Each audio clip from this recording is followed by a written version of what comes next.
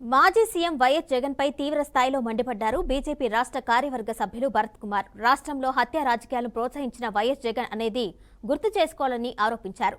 వివేకానందరెడ్డి హత్యపై ఢిల్లీలో ఎందుకు ధర్నా చేయలేదని ప్రశ్నించారు.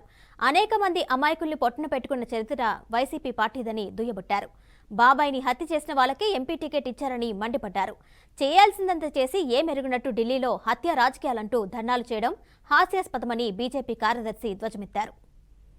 అయితే గౌరవనీయులు మాజీ ముఖ్యమంత్రి అయినటువంటి జగన్మోహన్ రెడ్డి గారు నిన్న జంతర్ మంతర్ దగ్గర వారి యొక్క ఓడిపోయిన ఎమ్మెల్యేలు, గెలిచిన ఎమ్మెల్యేలు, రాజ్యసభ సభ్యులు అనేక మంది నిన్న జంతర్ మంతర్ దగ్గర ధర్నా చేశారు. అంటే ఆ ధర్నాకు మరి వారి ఉనికిని కాపాడుకోవడం కోసమా, లేకుంటే వారు దేనికోసం ఇతర పార్టీలతో కలిసి పనిచేసే దానికోసంగా ప్లాన్ చేశారా జగన్మోహన్ రెడ్డి గారు అని చెప్పి ప్రజల్లో అందరూ కూడా ఒక సందేహం ఉంది. అయితే జగన్మోహన్ రెడ్డి గారు జంతర్ మంతర్ దగ్గర ఢిల్లీలో మాట్లాడుతూ ఆంధ్రప్రదేశ్లో ఎన్డీఏ ప్రభుత్వం వచ్చిన తర్వాత అనేక హత్యలు, అనేక దాడులు, అనేక కేసులు జరిగినాయి అని చెప్పి ఆయన చెప్పడం జరిగింది. నేనైతే జగన్మోహన్ రెడ్డి గారిని అడుగుతున్నా, మీరు మాట్లాడేది దెయ్యాలు వేదాలు వల్లించినట్టుంది. ఒక్కసారి మీరు శుద్ధపోసలాగా, మీరేదో నిజాయితీ పౌరులాగా మీరు మాట్లాడిన మాట ప్రజలందరూ కూడా ఉన్నటువంటి సౌకర్యాలతో చూసినటువంటి ప్రజలందరూ కూడా నవ్వుకున్నారు. ఈ రోజు ఎక్కడ ఏ సంఘటన జరిగినా మీ యొక్క ప్రభావితం మీదే జరిగినటువంటి విషయం.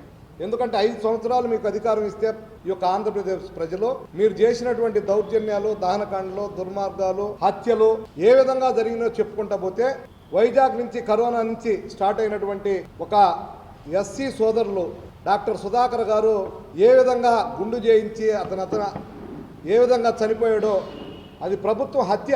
ఆయన మెంటల్ హాస్పిటల్లో పెట్టడం యథేచ్ఛగా ఎవరు అడగలేదు. ఆ రోజు ధర్నా చేయాలి కదా మీరు. అదేవిధంగా అనంతబాబు ఎమ్మెల్సీ సుబ్రహ్మణ్యం డ్రైవర్ని మర్డర్ చేసి డోర్ డెలివరీ చేస్తే ఆ రోజు ధర్నా చేశారా? ఈవెన్ కావల్లో కరుణాకరు ఆత్మహత్య చేసుకుంటే మీ యొక్క వైసీపీ నాయకుల వల్ల ఆ రోజు ధర్నా చేశారా? లేకుంటే ఒక దళిత సోదరులు పెట్రోల్ బంకులో మీ యొక్క నాయకులు పోయి కొట్టి భయంకరంగా అటెంప్ట్ చేస్తే దాని మీద ఏమైనా ధర్నా చేశారా?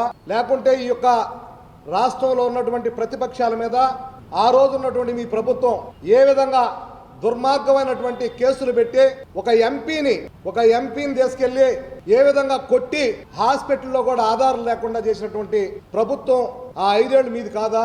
ఒక్కసారి ఆలోచన చేయండి. ఈ రోజు ఆయనకు సపోర్ట్ చేస్తూ కొన్ని పార్టీలు అక్కడ సపోర్ట్ చేసినాయి అంటే ఎవరు ఉనికిని కోసం వాళ్ళు పనిచేస్తున్నట్టుంది ఈ యొక్క